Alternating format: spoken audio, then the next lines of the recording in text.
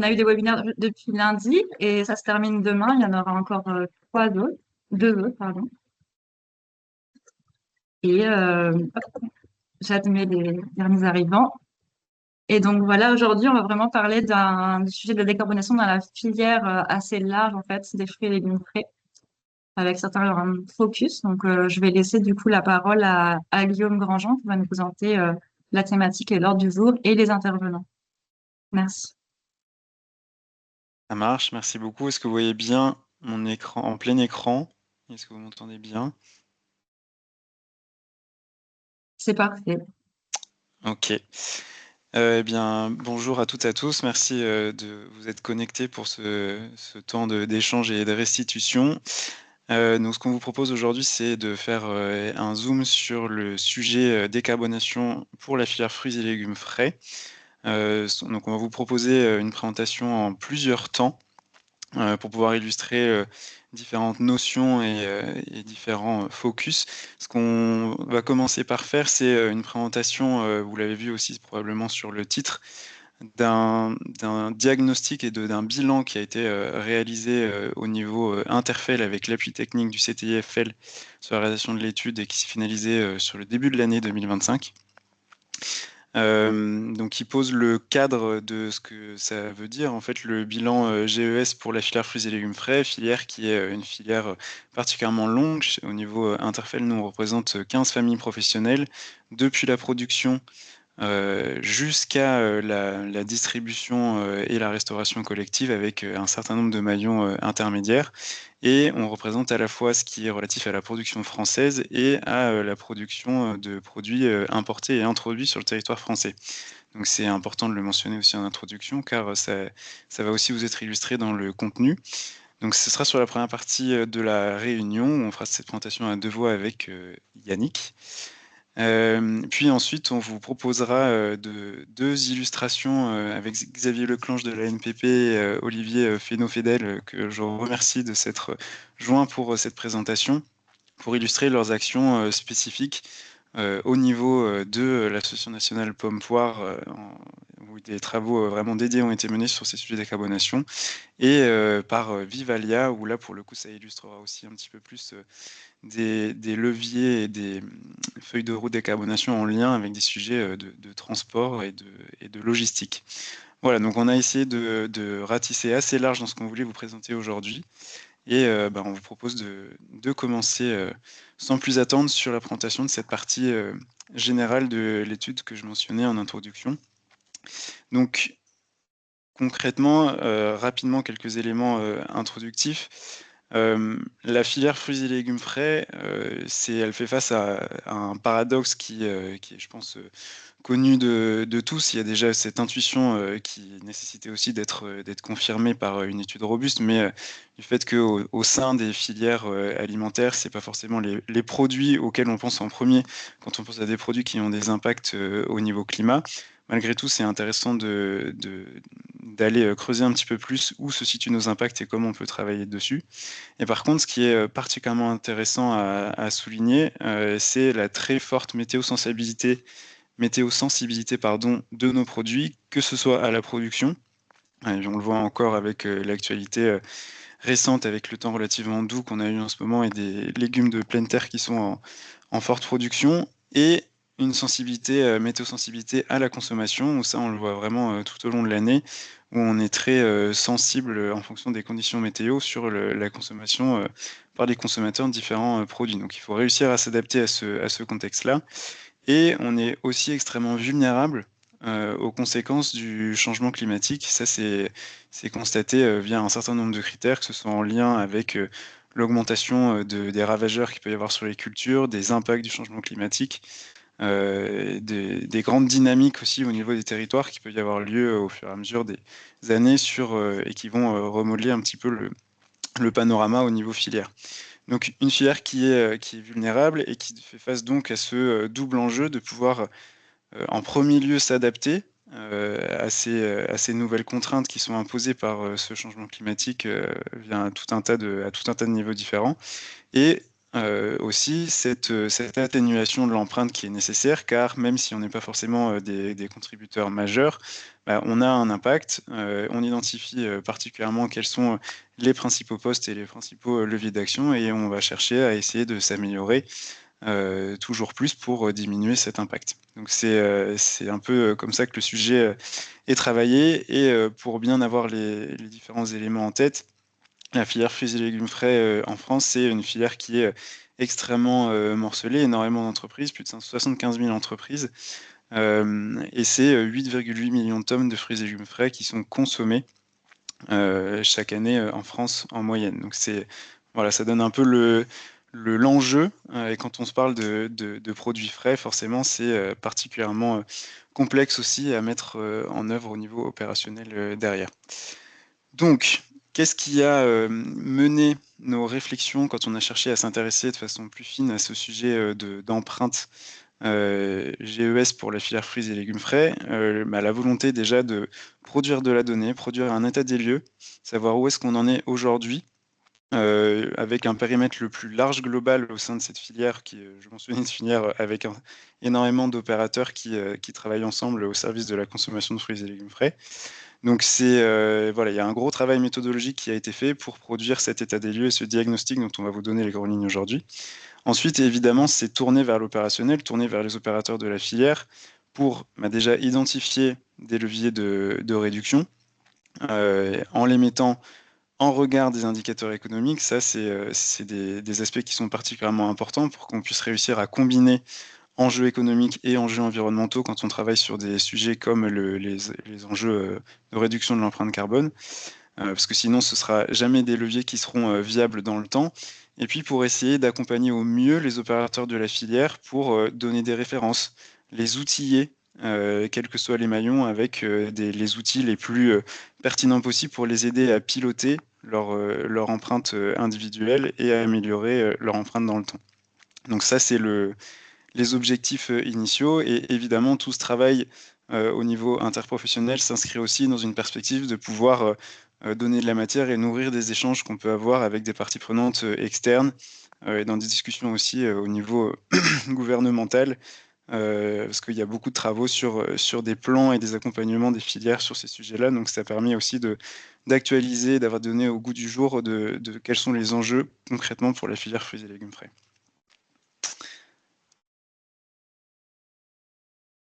Yannick, je te laisse Oui, rebondir sur ces éléments. donc un point de départ, c'est la photographie 2023 du site EPA, donc sur les différents secteurs, pardon. Le découpage de la France en différents secteurs d'activité, donc le transport, l'agriculture, sylviculture, l'industrie, bâtiment, énergie, déchets. Et donc on voit que sur 2023, donc l'agriculture, sylviculture représentait 20% des émissions de gaz à effet de serre en France, exprimées en CO2 équivalent.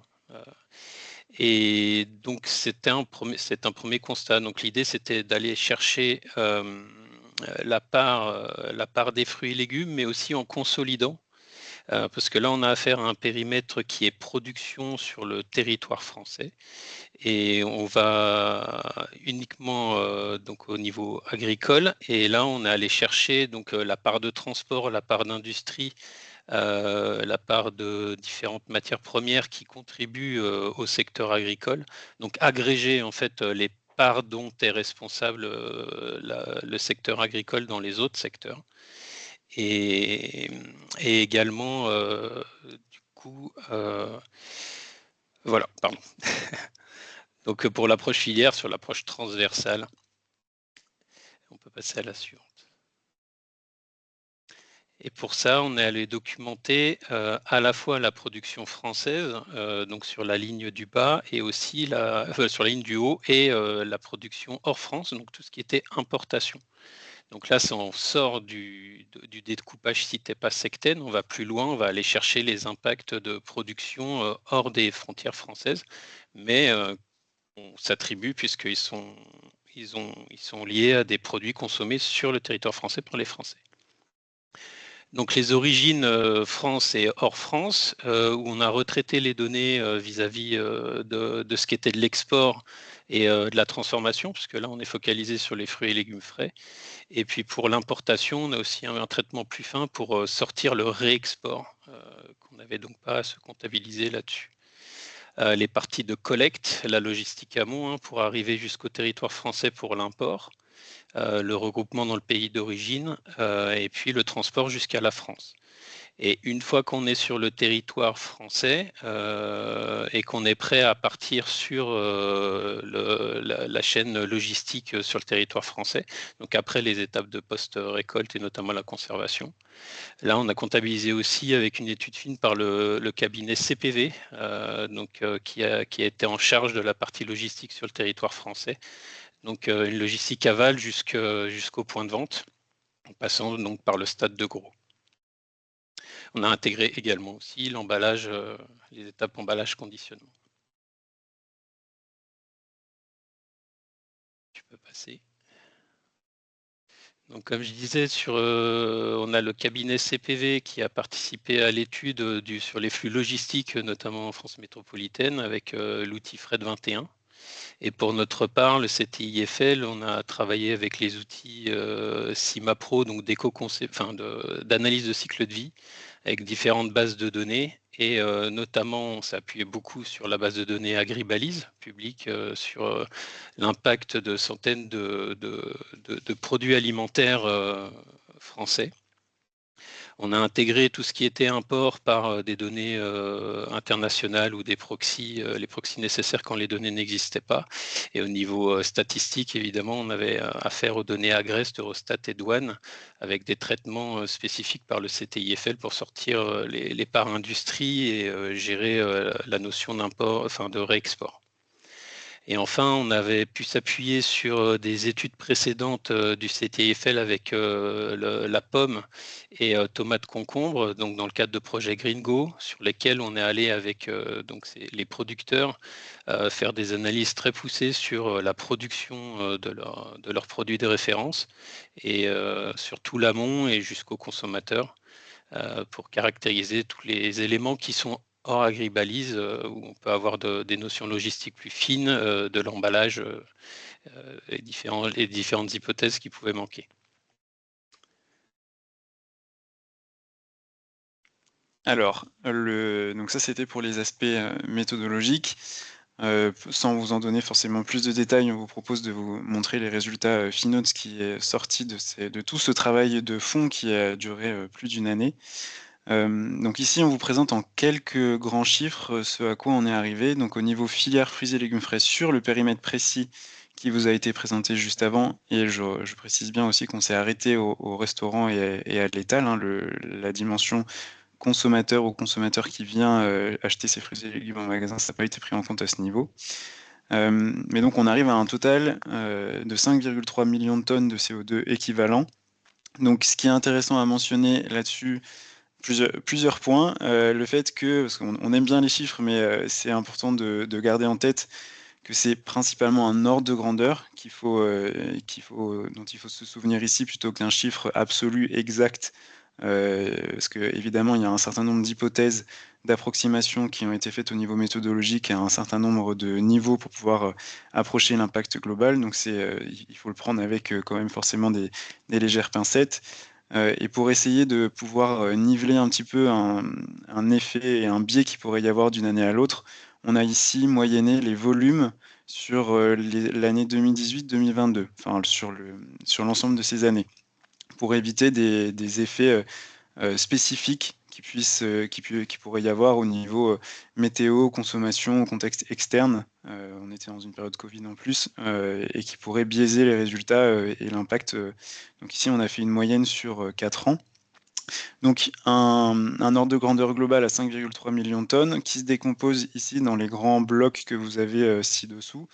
Un premier bloc qui est à environ 70%, un tout petit peu moins, qui représente toute la partie production. Alors ici, à avoir en tête que ça intègre donc la production France et la production hors France. en incluant le transport amont. Donc c'est le transport jusqu'à la première mise en marché. Donc sur la production France, ça inclut le transport depuis la production jusqu'à la station.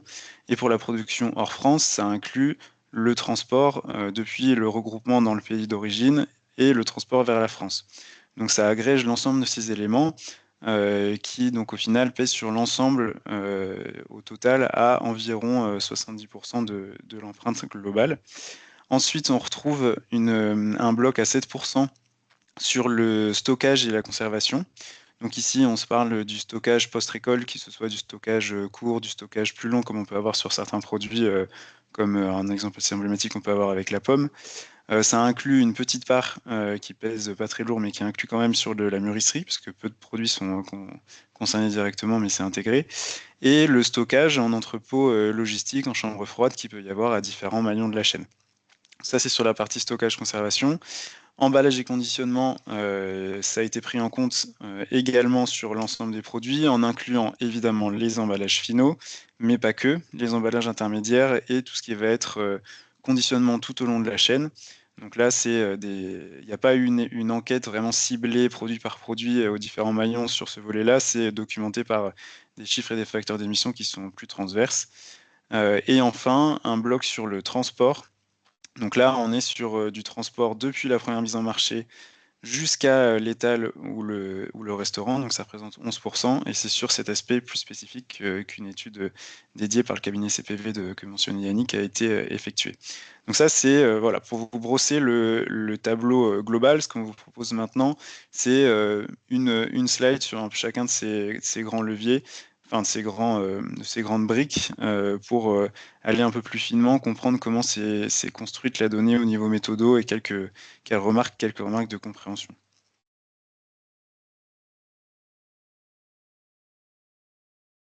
Donc on est parti effectivement du producteur et avec une vision sortie champ ou verger pour démarrer, donc la première brique.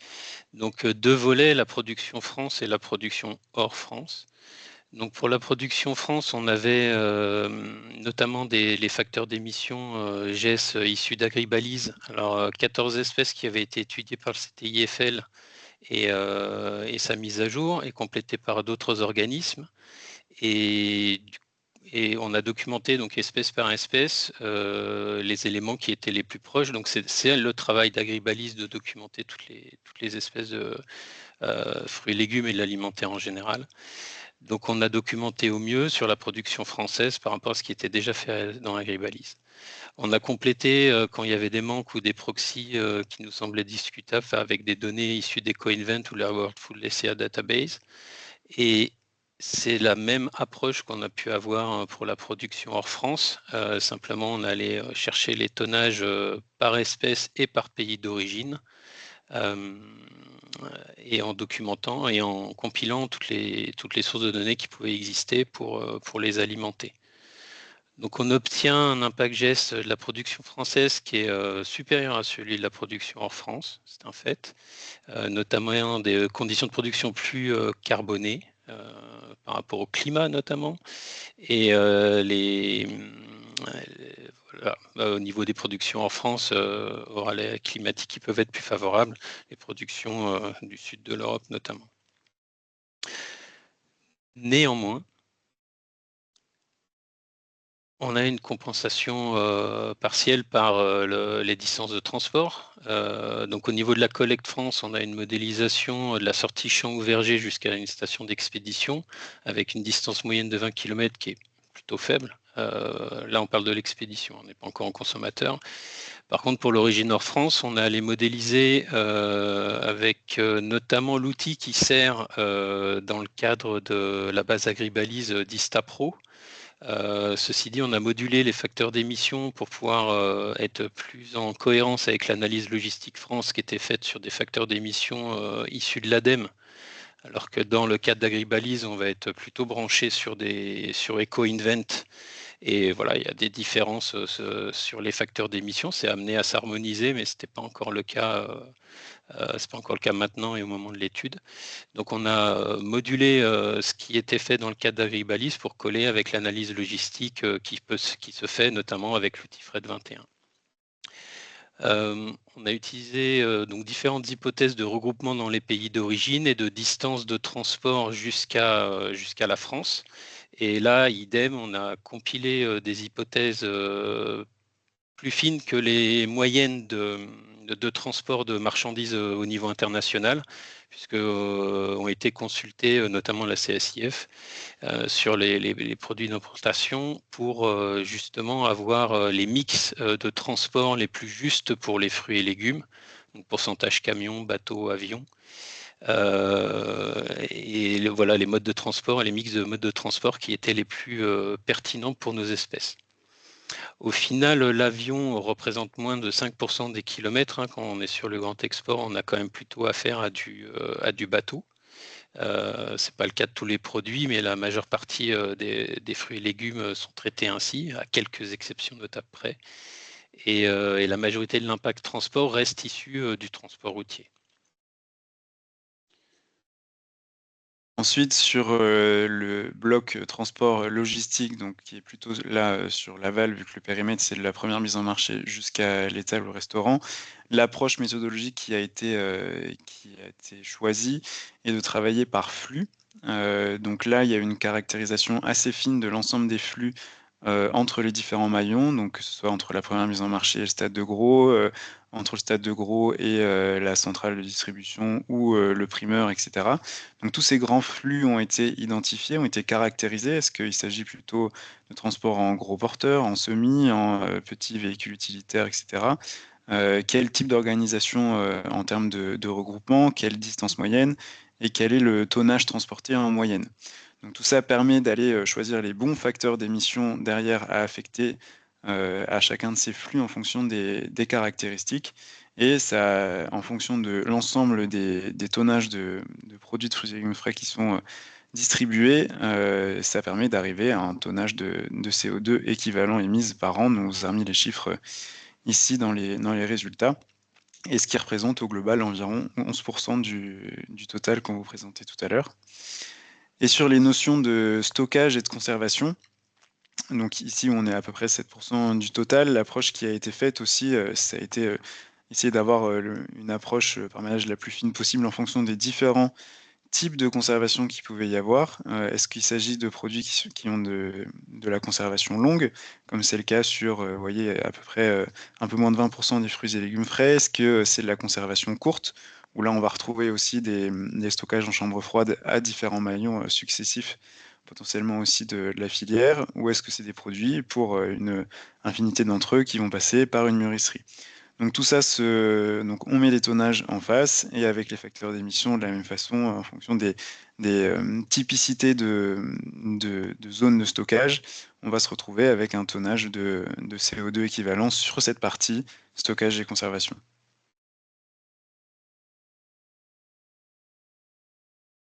Donc sur la partie emballage, on a un poids global final d'environ 13%, l'impact geste de la filière. Alors on a dû faire face à un manque de données sur les masses et les natures d'emballage représentatives pour chaque espèce. Donc on n'a pas pu aller plus loin à ce stade-là. Et c'est une piste d'amélioration et déjà des travaux qui sont programmés pour les années à venir sur le sujet. En attendant, on a utiliser notre expérience et les études précédentes, comme je disais, notamment sur la pomme, tomate, concombre, pour aller justement évaluer un facteur moyen d'émission basé sur nos précédents projets. Donc on a tiré cette base-là qui comprenait donc l'emballage primaire, mais aussi logistique avec la fin de vie, pour obtenir un chiffre final moyen qu'on a appliqué à l'ensemble des fruits et légumes. Donc, ça devra faire l'objet d'une mise à jour et notamment complétée par des études qui sont venues entre-temps, notamment perte et gaspillage, qui permettent d'affiner les chiffres de manière assez récente sur les pertes tout au long de la chaîne logistique, depuis le champ jusqu'au consommateur. Pour un autre aspect, c'est le potentiel de stockage carbone. Donc, on a voulu l'approcher en utilisant notamment le cadre offert par le label carbone.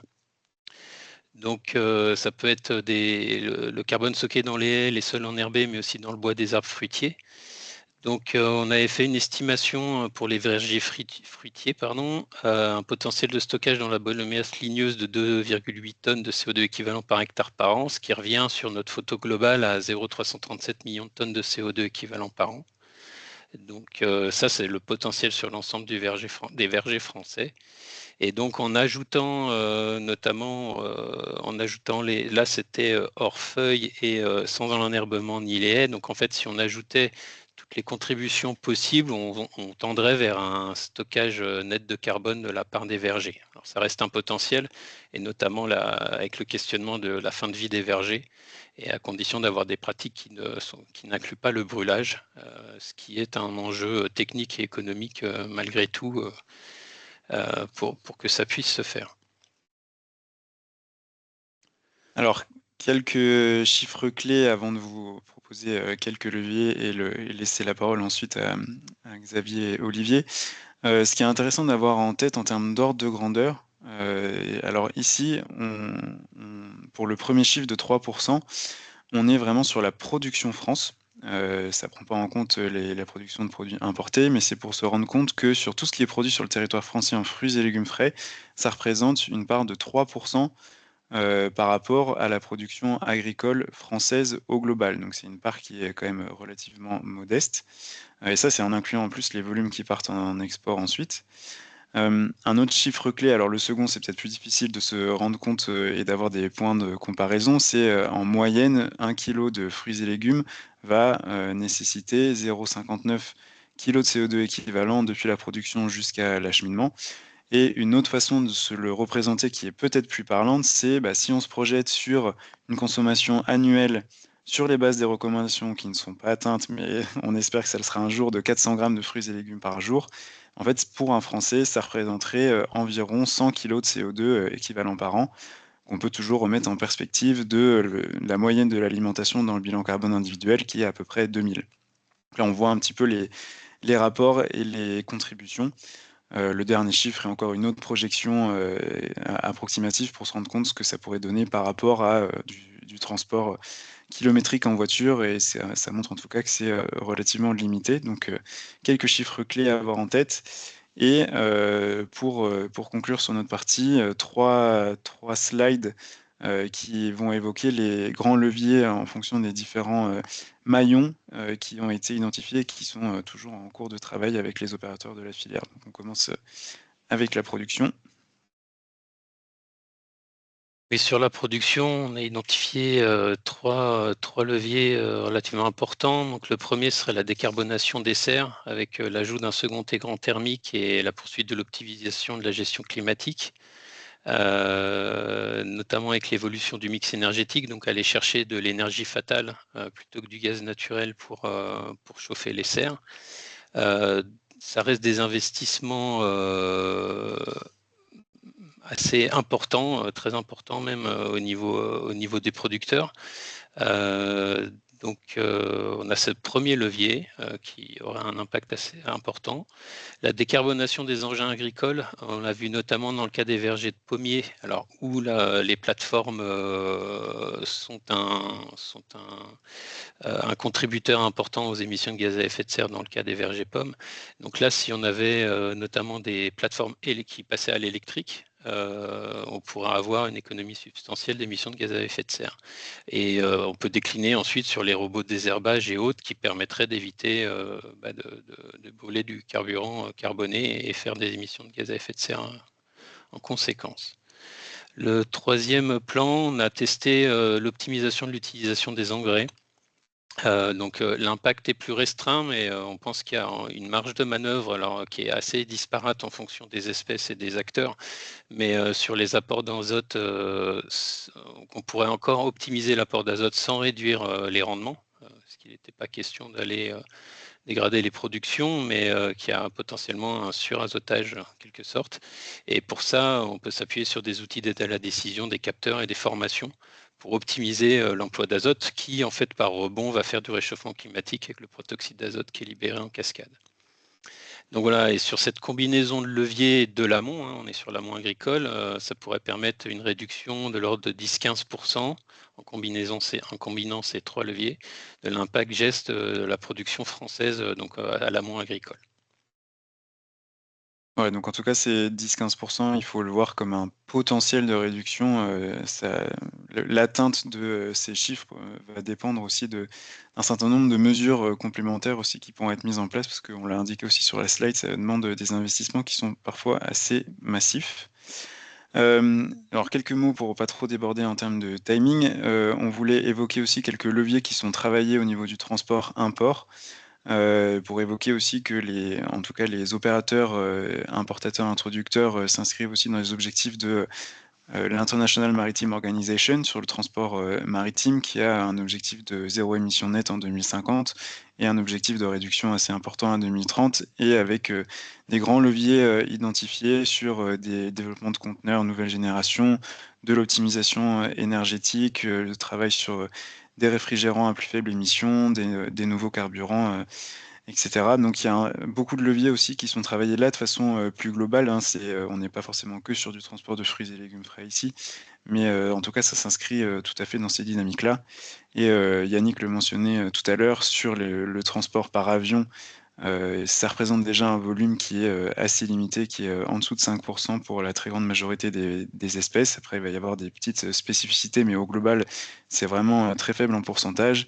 Et c'est opéré aussi en très grande majorité dans des vols dans des soutes de vols passagers. C'est pas des avions de transport qui sont systématiquement affrétés pour ça. Donc c'est aussi un certain nombre d'éléments qui peuvent être intéressants en pédagogie sur ces notions de transport.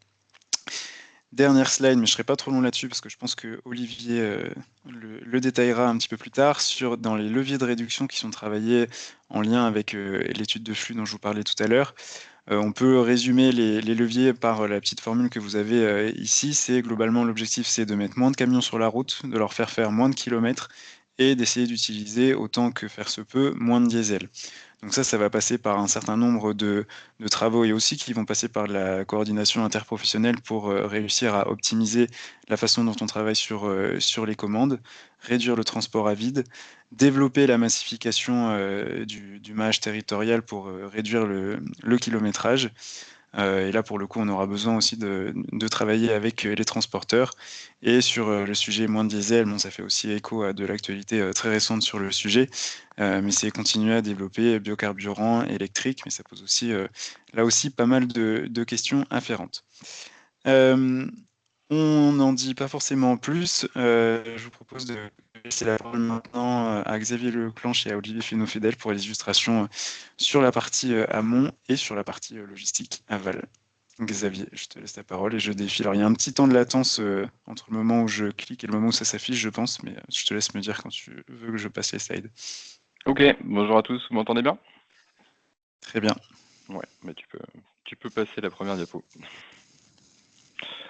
Je vais vous présenter du coup un des cas d'études qu'on a étudié dans le cadre du projet Peren Gringo, donc dont on a commencé à parler précédemment. On a démarré ce projet il y a maintenant un peu plus de 4 ans. C'était pour actualiser un peu les données d'émissions de gaz à effet de serre qu'on connaissait sur la production de pommes et surtout les avoir sur l'intégralité de la chaîne logistique du producteur au consommateur. Avec 2 idées en tête, comment est-ce qu'on peut faire pour maximiser le stockage dans le verger et réduire les émissions tout au long de la chaîne logistique. Voilà. Et puis évidemment, les critères d'évaluation, c'est la faisabilité technique et puis un petit peu économique aussi, mais on en reparlera par la suite. Tu peux passer à la suivante. Le résultat sur lequel on a abouti, c'est que sur 1 kilo de pommes françaises consommées en France et qui a été distribué dans le circuit de la grande distribution, on arrive à un petit peu plus de 500 grammes de CO2, d'équivalent CO2, par kilo de pommes.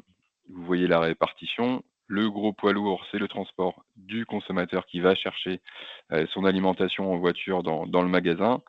Et puis ensuite, on a 3 postes importants. Le transport à différents niveaux de la chaîne logistique. On y reviendra. L'emballage du fruit et sa production dans le verger.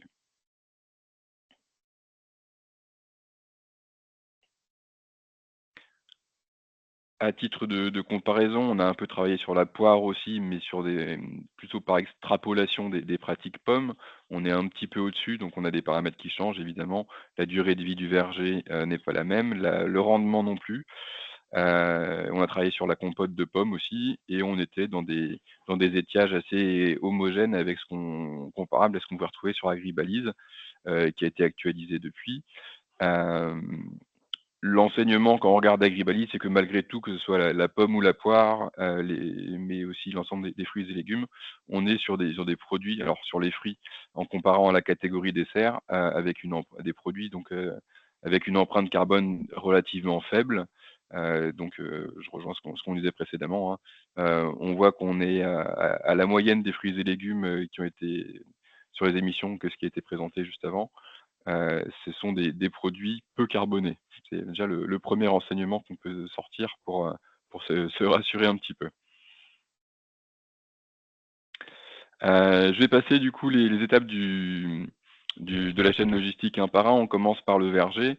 Dans notre cas d'étude, donc on a fait un mélange de variétés pour essayer de mixer un petit peu les propriétés à la fois de précocité, mais aussi de sensibilité à des maladies. Donc on a mélangé différentes variétés. On est sur un cas d'étude avec 23 ans de vie productive et un rendement assez fort, 67 tonnes hectares. On aboutit à des émissions pour cette étape de 87 grammes équivalent CO2. C'est essentiellement, pour les 3/4 de la consommation de carburant, heu, occasionnée par, le tracteur, les plateformes électriques, pour toutes les opérations qu'on peut avoir dans les vergers. Heu, les engrais vont être le 2e poste, hein, on le voit 15 et 12, c'est les deux lignes que vous avez en bas. C'est pas négligeable, mais essentiellement, c'est la partie consommation de carburant qui est à l'origine des émissions de gaz à effet de serre au verger. Les leviers qu'on a testés dans le cadre du projet, donc toutes les pratiques agronomiques qu'on imagine, sont globalement, très modestes parce qu'on a des baisses compris entre 0 et 4 pour la majorité. 4 d'une partie du cycle de vie qui ne fait que 15 à 17 des émissions totales du cycle de vie de la pomme. Donc on a un panachage de solutions qui, va être le plus souvent, va coûter plus cher que ce qu'il ne va, «rapporter» entre guillemets en économie de CO2, sur le fruit, sur le cycle de vie du fruit. On note, comme ça a été dit effectivement, la plateforme électrique, c'est le levier le plus prometteur. Donc aujourd'hui, il y a des vergers qui se sont équipés. On a des contraintes, d'organisation des chantiers, hein, des travaux dans les exploitations, pour les chantiers de récolte notamment. Il faut imaginer que, on puisse recharger ces plateformes. Il faut imaginer du coup que le chantier ne soit pas trop loin de l'exploitation, qu'il y ait une alimentation électrique qui existe. Voilà, donc il y a plusieurs contraintes qui existent, à l'électrification du parc. Pour autant, c'est quelque chose qui devrait se faire petit à petit. Il faut aussi, avoir en tête que le renouvellement d'un parc de machines, c'est des investissements qui sont coûteux.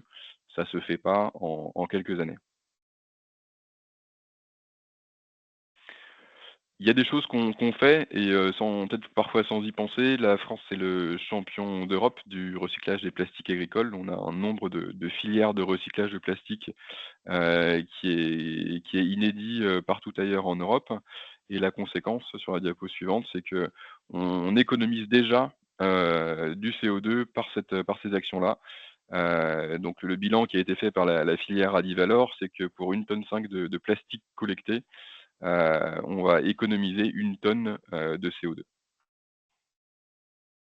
Donc ça rentre pas forcément dans le bilan qu'on calcule actuellement, mais c'est les bonnes pratiques qui sont déjà en place. Je poursuis dans la chaîne logistique. On arrive en sortant du verger, on arrive à la station fruitière, 2 opérations, la conservation des fruits et leur conditionnement. Donc les hypothèses de travail, on est là dans une conservation de 9 mois en froid positif, donc entre 0 et 2 degrés.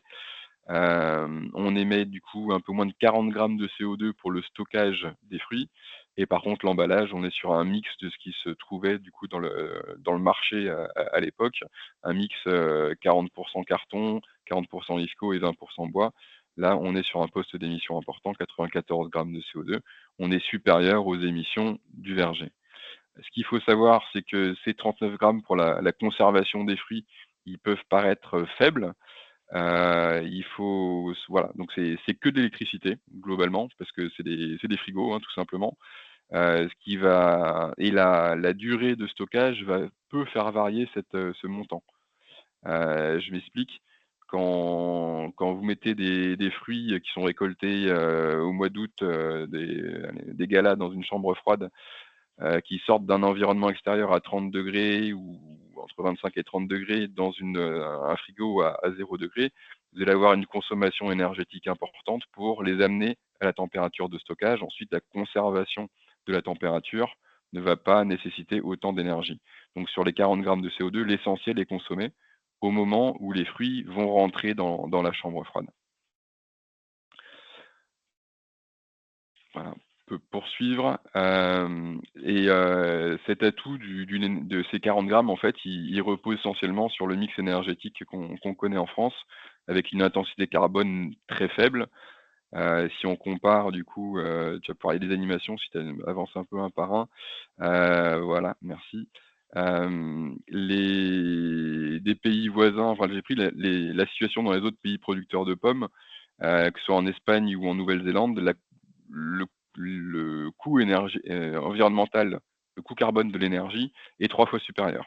Donc, cette simple étape de conservation qui ne pèse pas chez nous va déjà peser 3 fois plus dans ces pays-là. L'Italie, l'Italie, l'Allemagne et le Chili, on est plutôt sur un ordre de x7, et la Pologne, qui est le premier producteur européen de pommes, on est à 25 fois plus que l'impact français. Ça se traduit directement sur la diapo suivante, sur notre cycle de vie que je vous ai présenté, qui est en diagramme à barre. Là aussi, tu vas avoir 3 petites animations. Cette étape de 39 grammes, elle passe à 120 du coup en Italie, en Espagne, pardon, 280 en Italie, et plus d'1 kilo. Donc on dépasse 2 fois les émissions totales du cycle de vie, juste sur cette phase de stockage de la pomme polonaise, quelle que soit la durée de stockage. Donc, je ne sais pas si c'est un paramètre qui a été pris en compte là dans les études d'Interfel, mais le stockage et le conditionnement à l'étranger, du coup, est un facteur, on va dire, de compétitivité environnementale pour la filière française. Nécessairement, la suite du chemin, c'est le transport de la production. Vous avez le circuit sous les yeux, donc avec du transport réfrigéré pour partie, et des moyennes de kilomètres qui sont issues de la littérature. La traduction sur le graphique qui suit, on a un transport qui est relativement important. C'est le transport entre la station fruitière et la centrale d'achat. On a 78 grammes de CO2, donc on est un petit peu en dessous de l'emballage, on est quasiment équivalent à la production au verger. Mais ce qui est important, et vous voyez le trait noir au milieu de la diapo, c'est la variabilité qu'on peut connaître. On est sur les 283 km. Ça peut être plus important entre des différentes situations de fournisseurs et de centrales d'achat. Ça peut aller jusqu'à 500 grammes, plus de 500 grammes dans ce qu'on a vu dans le cadre du projet. Le transport du consommateur, bien sûr, on peut monter jusqu'à 1,2 kg juste sur le transport du consommateur, suivant les situations qu'on a pu évaluer. Pour autant, on a un potentiel on a des émissions qui sont importantes, une variabilité importante, mais un potentiel de réduction qui est certain. Le taux de chargement des camions, c'est la clé de voûte, hein, de la réduction de l'impact sur le transport. On le voit sur la diapo suivante, on a fait une enquête auprès de nos adhérents, c'était en 2022. Automne 2022, quel est le poids moyen de la palette de pommes qu'ils expédient en fonction des différentes chaînes de magasins. Il y en a où on est à 500 kg par palette, et il y en a où on est en dessous de 200 kg par palette. Donc le taux de remplissage de la palette et du coup du camion est très importante pour venir gagner en performance sur cette étape. C'est un constat assez flagrant. On a des situations très diverses vraiment sur ce point-là. Si tu passes sur la diapo suivante, on avait essayé de chiffrer le coût de ce non-remplissage, de ce remplissage non complet en fait des camions.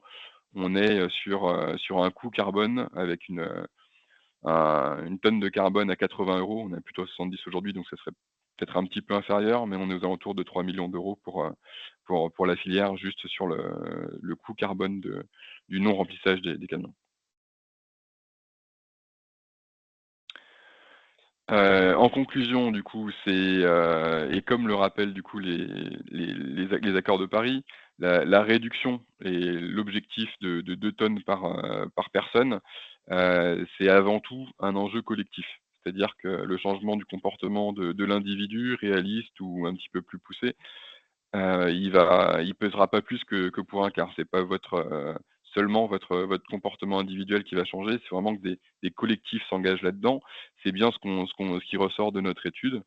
Diapo suivante.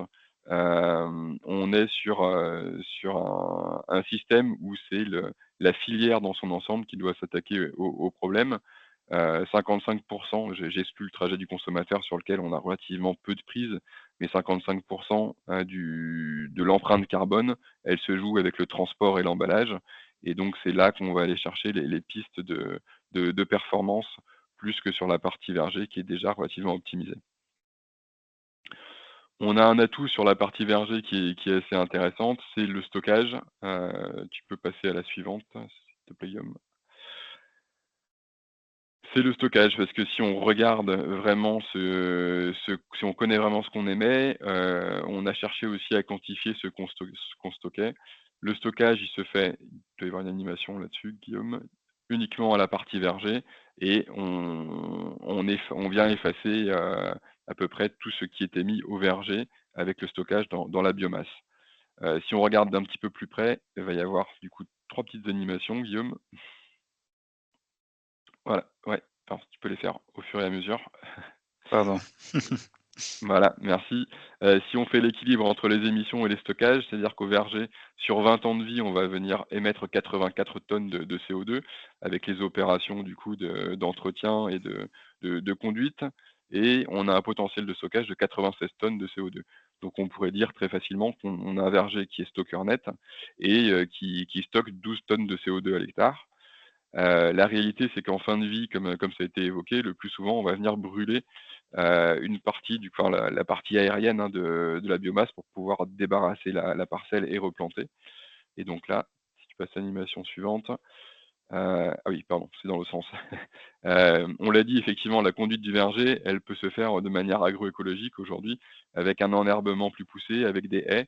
Et là, on peut rajouter jusqu'à 40 tonnes de CO2 par hectare dans l'enherbement et dans les haies qui vont entourer la parcelle. Et par contre, du coup, si on brûle, on va venir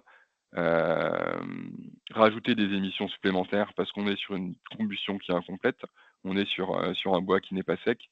Donc, il va y avoir des particules fines qui vont être émises et du coup, 13 tonnes de CO2 équivalentes en plus. Et surtout, et animation suivante, on va perdre on va perdre le bois qui est stocké la biomasse qui est stockée dans le bois. Et donc, c'est un compartiment qui va rebasculer du côté des émissions. Et dernière animation, du coup, au lieu de stocker 12 ou 52 tonnes, on va en émettre 12. Donc, on a un vrai potentiel de stockage au niveau du verger qui demande à être sécurisé par des pratiques plus vertueuses. On y travaille aujourd'hui. Ça a été évoqué. Il y a un coût économique. Il y a une question de trouver des prestataires, trouver des machines qui permettent de faire ça, de pouvoir intervenir même dans des endroits reculés. Enfin, il y a toute une organisation de filière à mettre en place, mais il y a un vrai potentiel pour confirmer l'essai du stockage du carbone en verger.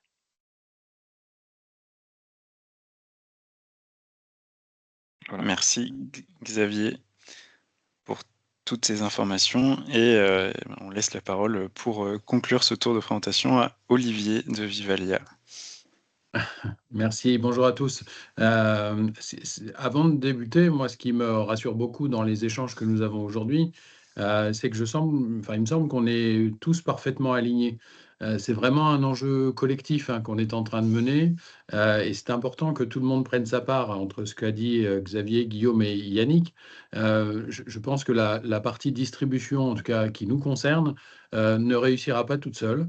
La production ne réussira pas toute seule. On a des enjeux qui sont vraiment des enjeux collectifs, et le réseau Vivalia a bien l'intention de collaborer et de coopérer dans cette grande impulsion qu'on est en train de donner. Ce qui est rassurant également, c'est que les chiffres sont assez comparables. On va y revenir après. Les chiffres sont assez comparables. Ça veut dire que de notre côté, on a fait chacun nos études et que globalement, on arrive à peu près au même constat. Donc ça, c'est plutôt aussi encourageant. Ça veut dire que nos méthodes sont au point, la data commence à être de qualité, et qu'en collaborant et en coopérant tous ensemble, on va avoir, à mon avis, des leviers d'action qui sont importants et qu'on entend bien partager avec vous tous. Alors, rapidement, le réseau Vivalia, pourquoi on s'est engagé dans le projet de décarbonation de la filière et au-delà de ça, du projet engagé RSE? C'est comme vous le voyez sur la carte, on est avant tout un des grands réseaux de distributeurs indépendants avec un maillage territorial conséquent, puisque c'est 73 dépôts répartis sur toute la France. Ça veut dire qu'au-delà de notre mission de grossiste, on a aussi une mission et une vocation à servir les territoires sur lesquels on est. 5000 collaborateurs, 1200 camions qui tournent tous les jours. Ça veut dire quoi? Ça veut dire qu'on est en lien avec des familles, on est en lien avec des producteurs, et ils sont nombreux aujourd'hui. Et l'idée d'engagement, de proximité, donne sens. Et on a été lauréat du projet ADEME Acte Pas à Pas, qui nous a permis de dire on va éviter les biais cognitifs, parce que ce serait facile de dire que la décarbonation, c'est que les camions. Et on a bien fait, puisque les chiffres nous montrent qu'effectivement, le plus grand enjeu pour nous, ce n'est pas forcément la partie fret vers le consommateur, mais c'est bien toute la partie en amont. On peut passer la slide. L'idée, c'est de travailler en fait 3 piliers fondamentaux dans notre démarche. Conserver l'humain au cœur de nos territoires comme moteur. Pourquoi? Parce que on pourra dire ce qu'on veut, si demain il n'y a plus de production, il n'y aura pas de souveraineté alimentaire, il n'y aura pas de protection des populations, et puis nos territoires vont s'appauvrir, et on a, en tout cas c'est comme ça qu'on l'imagine, on a un vrai rôle dans cette évolution de nos modes de consommation, de production et de services apportés à nos clients. Ensuite, on a la notion d'œuvrer pour une alimentation durable. Quand on dit ça, on dit beaucoup de choses, et on ne voulait pas que ce soit que du marketing. On voulait vraiment s'inscrire dans une démarche puissante avec aussi un constat à partager avec nos associés, parce qu'on fait beaucoup de choses, mais il est temps maintenant de les mettre en ligne, de voir là où sont les leviers et d'accélérer. Et le pilier 3, il est essentiel, c'est plutôt travailler sur une notion de robustesse environnementale que de performance. Pourquoi robustesse et performance? Parce que la performance, c'est essayer de gagner des points systématiquement tous les ans en se disant, tiens, si on pouvait faire 0,5 de mieux ou 1 de mieux, mais ça n'a pas beaucoup de sens aujourd'hui. Aujourd'hui, le vrai sujet, c'est 73 dépôts il y a 10 ans, 73 dépôts aujourd'hui. Ça veut dire que notre objectif, c'est véritablement de continuer à mailler le territoire et d'être suffisamment implanté et en confiance avec la production et nos clients pour travailler véritablement ce sujet de robustesse environnementale et de pouvoir passer les étapes qui arrivent. Donc, on peut passer à la slide d'après ou suivante. Alors, l'idée, sans vous abrutir de chiffres, l'approvisionnement, c'est 76% de nos émissions de gaz à effet de serre. Aujourd'hui, si on met en ligne, on distribue un peu plus de 700 000 tonnes de fruits et légumes tous les ans, et on a un bilan de gaz à effet de serre d'à peu près un peu plus de 810 000 tonnes. L'idée, c'est vraiment de regarder là où sont les leviers. Ça veut dire qu'avec l'amont, et je pense qu'on a un travail à réaliser en commun sur les leviers nécessaires sur la production, et ça, on va essayer d'y travailler ensemble.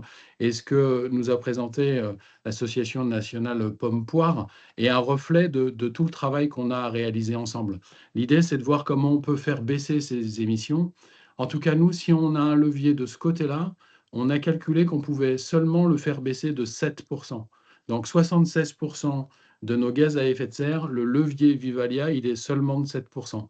Donc on a l'obligation de travailler ensemble. Quand on prend les autres grands piliers, on a l'énergie notamment. L'énergie de notre dépôt, la consommation électrique, ça représente que 6% de nos gaz à effet de serre. Mais par contre, là, on a un levier de 77% en utilisant d'autres méthodes, que ce soit le photovoltaïque, la géothermie et autres. On a un levier de 77%. Et là, c'est bien le sujet qu'on va embarquer, nous, en direct. Et quand on prend le fret, en tout cas, entre nos dépôts et nos clients consommateurs, c'est seulement 7%. Et on retrouve bien les chiffres qui ont été présentés tout à l'heure. Donc l'idée, c'est de vraiment travailler. Et là où je rejoins alors j'allais dire les angoisses, mais ce n'est pas le bon terme, c'est les enjeux d'investissement, c'est cette instabilité politique qu'on a aujourd'hui. Changer une flotte de 1200 camions pour passer tout en électrique, ça ne se fera pas du revers de la main, c'est des investissements lourds. Et puis l'électrique, aujourd'hui, un sujet technologique à embrasser. Il va falloir qu'on trouve des solutions pour faire plus de kilomètres, produire du froid sur nos camions. Bref, il y a tout un tas de leviers et de maturité technologique qu'il va falloir aussi regarder parce que ces investissements-là se feront dans la durée et malheureusement lentement. Alors, quel levier on a, nous, en direct? On peut passer la dernière ou l'avant-dernière slide. Quel levier on a en direct? On a globalement la possibilité d'accélérer ce qu'on fait déjà, c'est-à-dire qu'on a des pratiques comme la ramasse, par exemple. Une fois qu'on a eu terminé de livrer nos clients consommateurs, on est capable de refaire une tournée pour aller chercher directement auprès de nos producteurs une partie de leur production et pouvoir la stocker chez nous. Il y a des engagements aussi en termes d'achat partiel ou total des productions qui sont faites dans les vergers ou chez nos producteurs de légumes. Il y a vraiment des enjeux de réassurance dans un contexte qui est effectivement un contexte compliqué, qu'il soit économique ou qu'il soit environnemental, hein. Donc on a notre part à prendre. Si on regarde la vision de notre trajectoire, on a voulu quand même être ambitieux et ça a été validé avec notre vision et nos associés. On s'est dit en gros que de maintenant à 2027, 2027-2030, on va être à peu près stable dans nos émissions de gaz à effet de serre, mais nos chiffres d'affaires et notre commerce va évoluer aussi, ce qui fait qu'on va réussir à maintenir une performance, et c'est la courbe jaune qui représente les enjeux pour Vivalia. La courbe verte est une courbe arithmétique qui est notamment proposée par les experts en disant oui, effectivement, vous pouvez attaquer dès demain, mais il faut faire des investissements tout de suite. Il faut changer une partie de votre flotte, changer une partie de l'énergie. Et ça, il y a un moment où on ne peut pas être... on a l'obligation d'être réaliste, hein, on est aussi des entrepreneurs. De 2030 à 2040, l'objectif, c'est vraiment de descendre drastiquement nos gaz à effet de serre pour avoir une performance auprès de nos producteurs, auprès de nos consommateurs, qui va vraiment engager Vivalia dans une réduction majeure des gaz à effet de serre. Ensuite, de 2030 à 2050, l'idée, c'est de 2040 à 2050, je m'en mêle dans les chiffres, de 2040 à 2050, l'enjeu, c'est de la collaboration. C'est de continuer à collaborer davantage avec la production et davantage avec nos clients pour réduire, parce qu'on n'y arrivera pas seul. Et on a une petite partie aussi de compensation, parce que là, il y a une partie de nos gaz à effet de serre que malheureusement, on n'arrivera pas à réduire totalement. Donc voilà pour la trajectoire Vivalia. C'est une trajectoire de coopération, c'est une trajectoire de collaboration et c'est une trajectoire de proximité et de présence auprès des territoires. Merci beaucoup Olivier. Alors on a presque écoulé notre temps, désolé, on était un petit peu plus long que prévu. Je reprends juste une minute pour conclure et faire un petit peu la transition sur quelles sont les prochaines étapes au niveau interprofessionnel, parce que là on a vu le bilan transversal filière et puis 2 illustrations terrain. Donc l'objectif pour nous au niveau transversal, ça va être de continuer à déployer des outils existants ou en développer des nouveaux pour les opérateurs sur le terrain, pour les aider à faire leur diagnostic et à piloter au mieux pour adopter des pratiques qui soient moins émettrices. Donc il y a un certain nombre d'outils qui existent déjà et qui sont en cours de travail. De continuer les discussions, et ça fait le lien peut-être avec quelques questions qu'il y a eu sur le chat, Mais donc avec les opérateurs, les familles professionnelles pour consolider une feuille de route timée en termes de décarbonation. Aujourd'hui, on vous a présenté un diagnostic, on vous a présenté des leviers et des potentiels, mais aujourd'hui, il n'y a pas d'objectif, en tout cas, de déterminer à date de réduction au niveau transversal filière sur ces sujets. Donc, il faut voir comment on arrive à s'appuyer sur toute cette matière pour avancer un peu plus loin sur une feuille de route décarbonation consolidée. Continuer à travailler avec les parties prenantes externes. On a vu, il y a un certain nombre de leviers qui sont aussi directement associés à des investissements financiers. On a besoin de stabilité, d'investissements sur le long terme pour s'engager dans des perspectives qui soient stables et viables pour les opérateurs économiquement sur le long terme. Et puis, inscrire tout ce travail qui est une première brique, un premier diagnostic dans une démarche d'amélioration continue. Il y a un certain nombre de leviers identifiés pour pouvoir améliorer ce bilan à l'avenir, parce qu'on refera ce type de bilan, pas forcément tous les ans, parce que c'est beaucoup de travail, mais dans la prochaine mise à jour qu'on pourra faire dans quelques années, il y a un certain nombre d'éléments qui pourront être affinés pour avoir une vision encore plus précise des choses. Voilà, et sans forcément les détailler, vous montrer quelques exemples d'outils qui sont soit déjà existants en termes de diagnostic, soit en cours de finalisation pour aider les opérateurs à optimiser leur impact, notamment en transport et en stockage. Voilà. Merci Guillaume. Est-ce que toutes les questions dans le chat ont eu leur réponse? Je vois qu'il y a Yannick qui a pu répondre. Et du coup, il restait des questions qui étaient peut-être plus pour Guillaume. Alors, comme je présentais, moi, j'ai Oui, eu c'est pas quand possible même de voir. du mal à voir. Il y a une question, c'était par rapport à la replantation. Est-il courant de replanter directement ou laisse-t-on la terre en jachère? Je ne sais pas si ça a été répondu. Peut-être, ça pour le coup, c'est peut-être plutôt Xavier ou Yannick Oui. sur leur domaine qui pourront apporter des éléments. Et puis aussi de savoir. Ouais. Et alors pour le coup, pour le cas des vergers, ce serait Xavier Leclanche qui serait plus à même de donner une réponse sur ce sujet-là. J'ai essayé de répondre à certaines questions sur la fin, parce qu'effectivement, on arrive en bordure du webinaire. C'est ça. J'étais en train de répondre, oui, sur les leviers de réduction des engrais à azotés qui semblaient peu prometteurs. En fait, là, on imagine une baisse de 10% des apports azotés synthétiques, minéraux, en fait. Ce qui conduirait à une baisse de 3% seulement des émissions de gaz à effet de serre, qui est toujours bonne à prendre.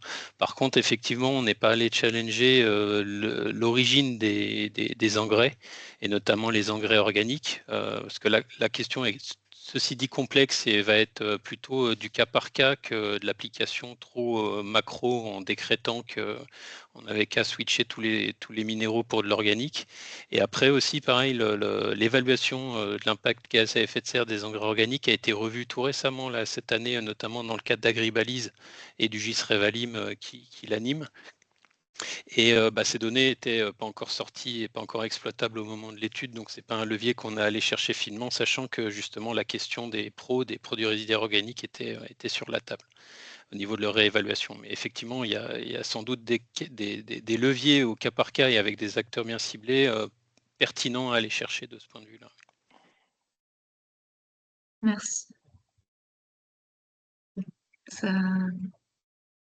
Je pense que pour le reste, ça a été répondu. Merci, on pourra en parler un moment. En tous les cas, vous avez laissé vos contacts. Si jamais d'autres questions qui arrivent, il me semble que c'était dans les PowerPoints. Oui, c'est possible. On peut toujours, s'il y a coup... des questions qui arrivent après, on peut toujours y répondre par mail ou dans d'autres discussions sans souci. Merci beaucoup. Juste dans la... Peut-être... Oui, non, pas la peine de dire. Bon, super. On n'a que des commentaires et pas d'autres questions. Merci beaucoup à tous. Du coup, je vais clôturer. Et puis voilà, comme il y a eu la demande, je vais peut-être passer les slides du coup au présent, pour lesquels j'ai les emails. Donc, ça fera peut-être appel à d'autres réflexions derrière. Merci et au revoir du coup à tout le monde. Merci beaucoup pour votre participation. C'est où